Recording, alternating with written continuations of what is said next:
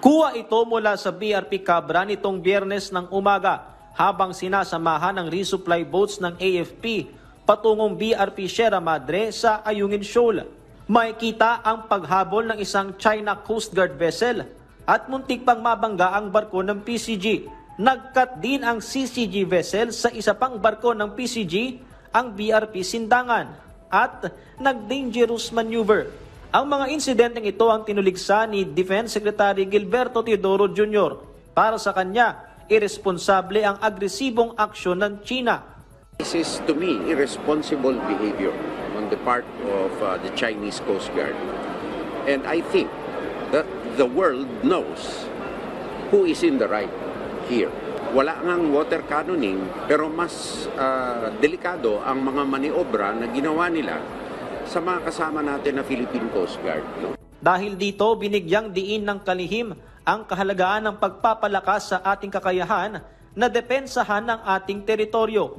Ayon pa kay Teodoro, nangingibabaw po ang malalakas sa mahihina sa demokrasya. Kaya po ating gawin, sabayan ang pakikipag-usap batay sa isang prinsipyadong framework. Sa likod nito, sabayan natin ng katatagan ng ating bansa, katatagan ng ating hukbong sandatahang lakas ng Pilipinas. Kaugnay ng patuloy pang pagpapalakas sa defense posture ng ating bansa, dalawang bagong barko ng Philippine Navy ang formal ng ikonomisyon sa serbisyong ito ay ang BRP Valentin Diaz at ang BRP Ladislao Diwa. Donasyon ng Estados Unidos ang mga barko sa ilalim ng Excess Defense Articles na pawang dating Cyclone-class patrol vessels ng US Navy.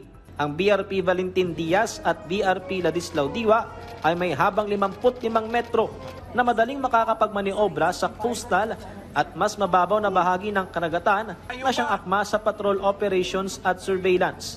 Tiniyak ng US ang patuloy na suporta sa ating sandatahang lakas at patunay rito ang mga bagong donate na barko. As the Philippines continues its courageous stand to uphold the international order and defend its rights in the West Philippine Sea, rest assured the United States stands with you in this all-important endeavor.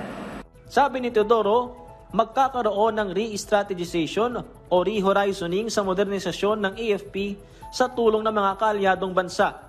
Ito ay para matiyak na mga kinukuhang asset ay magpapalakas sa ating depensa.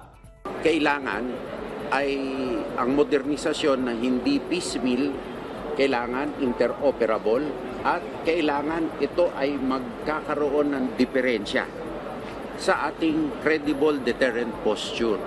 Hindi yung pakitang tao lamang, kung hindi tunay na modernisasyon. Gagamitin ng mga bagong patrol vessel sa pagbabantay sa mahalagang bahagi ng ating karagatan at iba pang naval at humanitarian and disaster relief operation.